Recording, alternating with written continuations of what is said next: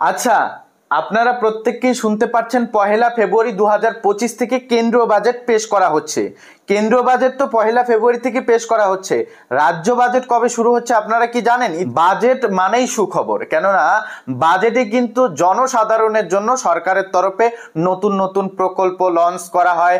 প্রকল্প, যে সমস্ত প্রকল্প বর্তমানে চলছে সেই প্রকল্পের টাকা বৃদ্ধি করা হয়। কৃষক বন্ধু, লক্ষ্মীর ভান্ডার, এছাড়া বয়স্ক ভাতা, বিধবা ভাতা নিয়ে নতুন অর্থ বরাদ্দ করা হয়। একাধিক কিন্তু সুখবর দেওয়া হয়। পাশাপাশি চাকরিজীবীদের বেতন বৃদ্ধি করা হয়। একাধিক কিন্তু সুখবর দেওয়া হয়।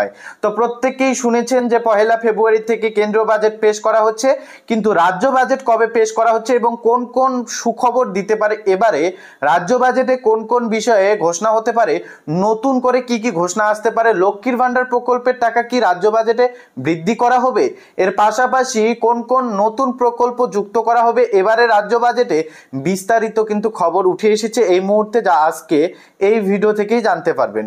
মূলত ভিডিওটি অনেকটাই ইনফরমেটিভ, ভিডিওটি আপনাকে সম্পূর্ণ দেখতে হবে। আপনি চ্যানেলে নতুন হয়ে থাকলে চ্যানেলটিকে সাবস্ক্রাইব করতে একদমই ভুলবেন না। স্ক্রিন দেখতে পাচ্ছেন, এই আপডেটে অফিসারদের সূত্রে খবর, আগামী মাসের 12 তারিখ অর্থাৎ ফেব্রুয়ারি মাসের 12 তারিখ বিধানসভার অধিবেশন হবে, ধরে নিয়ে নথিপত্র প্রস্তুত করার নির্দেশ দেওয়া হয়েছে। সেই নথিপত্র বিধানসভায় পেশ করা হবে। এমনকি কোন কোন প্রকল্পের বরাদ্দ বাড়ানো হবে তা নিয়েও কাজ চলছে।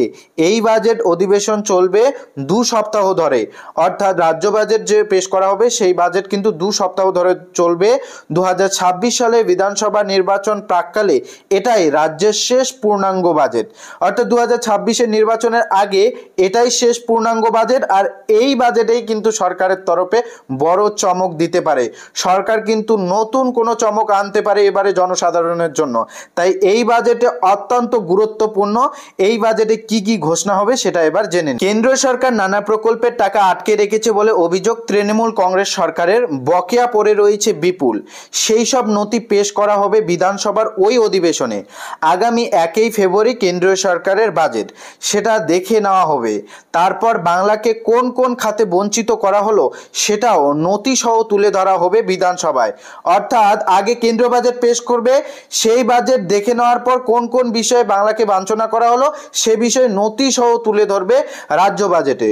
বদলে রাজ্যের সরকার মানুষকে কেমন করে এই বঞ্চনার হাত থেকে রক্ষা করবে সেটাও উল্লেখ করা হবে অধিবেশনে বলে সূত্রের খবর। তুমি ঠিক হয়েছিল 7 ফেব্রুয়ারি রাজ্যে বিধানসভায় বাজেট অধিবেশন শুরু হবে।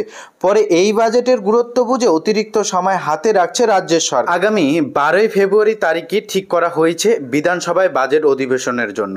এই অতিরিক্ত সময় নেওয়া হয়েছে 2টি কারণে। কি কি মূল 2টি কারণে? 1, কেন্দ্রীয় বাজেট দেখে নেওয়া যাবে। 2, একাধিক নথি প্রস্তুতি সময় মিলবে, যা বিরোধীদের সামনে নিয়ে আসা হবে। সেই প্রস্তুতি এখন শুরু হয়েছে। এখন কিছুদিন মুখ্যমন্ত্রী মমতা বন্দ্যোপাধ্যায় নানা জেলায় সফরে রয়েছেন। আপনারা দেখতে পাচ্ছেন মুখ্যমন্ত্রী মমতা বন্দ্যোপাধ্যায় একাধিক ডিস্ট্রিক্টে কিন্তু ইতিমধ্যে সভামঞ্চ করছেন, একাধিক বার্তা কিন্তু দিচ্ছেন। নাম প্রকাশে অনিচ্ছুক নবান্নের এক অফিসার জানান, এবারে বাজেটে বেশ কয়েকটি নতুন প্রকল্পের ঘোষণা হতে পারে। স্পষ্ট দেখতে পাচ্ছেন এবারে বাজেটে কিন্তু নতুন প্রকল্পের ঘোষণা হতে পারে। রূপশ্রী, কন্যাশ্রী, লক্ষ্মীর ভান্ডারের মতো প্রকল্পগুলিতে অতিরিক্ত অর্থ বরাদ্দ করা হচ্ছে। স্পষ্ট দেখতে পাচ্ছেন বলা রয়েছে কেন্দ্রীয় বাজেটে রাজ্যের জন্য বরাদ্দ কেমন থাকছে সেটা দেখে নিয়ে বাজেটে বাড়তি বরাদ্দ করবে মুখ্যমন্ত্রী। স্পষ্ট এখানে কিন্তু বলা হয়েছে যে কেন্দ্রীয় বাজেট পেশ করার পর কেন্দ্র রাজ্যের জন্য কোন কোন অর্থ বরাদ্দ করে এবং কোন কোন বিষয়ে কোন কোন খাতে অর্থ বরাদ্দ করে এবং রাজ্যের জন্য কি কি রাখে সেই সকল বিষয় দেখার পর কিন্তু রাজ্য বাজেট পেশ করবে। তবে এই বাজেটে রাজ্যের সরকারি কর্মচারীরা তাকিয়ে আছে মর্গ ভাতার দিকে। সেটা কতটা বৃদ্ধি পাবে জানতে চায় তারা। সামাজিক প্রকল্পে আরও কত বরাদ্দ বৃদ্ধি করা হলো সেদিকে তাকিয়ে আছে আম জনতা। অন্যদিকে আবার রাজ্যের সরকারি কর্মচারী সংগঠনগুলি বাজেটের দিকে তাকিয়ে আছে। তারা কেন্দ্রীয় বাজেট এবং রাজ্য বাজেটের তুল্যমূলক বিচার করবেন। সম্প্রতি 8ম পে কমিশন ঘোষণা করেছে কেন্দ্রীয় সরকার। তাই কেন্দ্রীয় সরকারি কর্মচারী এবং রাজ্যের সরকারি কর্মচারীদের বেতন মর্গ ভাতার মধ্যে পার্থক্য কতটা বাড়লো সেটাও দেখার জন্য অপেক্ষা করছে তারা।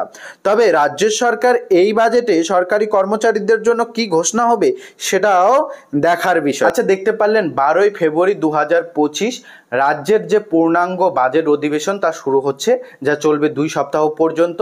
কেন্দ্রীয় বাজেট 1 ফেব্রুয়ারি থেকে শুরু হচ্ছে, রাজ্য বাজেট 12 ফেব্রুয়ারি থেকে। এতটা ডিফারেন্স মূল দুটি কারণ উল্লেখ করা হয়েছে।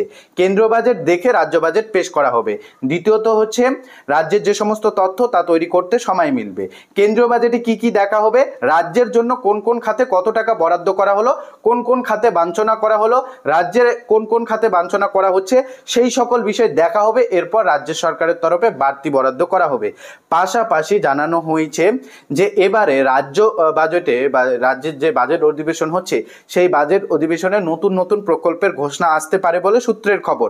এটাও জানানো হয়েছে লক্ষ্মীর ভান্ডার, কৃষক বন্ধু, বয়স্ক ভাতা থেকে শুরু করে চাকরিজীবীদের যে ভাতা তা কিন্তু বৃদ্ধি হতে পারে বলে সূত্রের খবর। তবে বাজেট শুরু হলে তবেই কিন্তু আমরা ক্লিয়ারলি আপনাদের ক্লিয়ারেন্স বা ক্লিন চিট দিয়ে জানাতে পারবো যে কোন কোন বিষয়ে বৃদ্ধি হচ্ছে, এবং এটা নিশ্চিন্ত থাকতে পারেন রাজ্য বাজেট হোক বা কেন্দ্রীয় বাজেট হোক, সব ক্ষেত্রে কিন্তু জনসাধারণের জন্য নতুন নতুন সুখবর আসতে চলেছে। আপনারা এটা নিশ্চিন্ত থাকতে পারেন। ইতিমধ্যে যে খবর উঠে এসেছে সেটাই জানালাম। এখন আপনাদের 1 ফেব্রুয়ারি পর্যন্ত অপেক্ষা করতে হবে কেন্দ্রীয় বাজেটের জন্য, এবং 12 ফেব্রুয়ারি পর্যন্ত অপেক্ষা করতে হবে রাজ্য বাজেটের জন্য। এই দুটি আপডেট উঠে এসেছে। আর কোন কোন বিষয় বৃদ্ধি হবে তার কিন্তু একটা হিন্টস দিয়ে রেখেছি। আপনারা কিন্তু ভিডিওটি সম্পূর্ণ দেখলে হয়তো বুঝতে পেরেছেন। আর আপনি যদি চ্যানেলে নতুন হয়ে থাকেন, চ্যানেলটিকে সাবস্ক্রাইব করে ভিডিওটিতে লাইক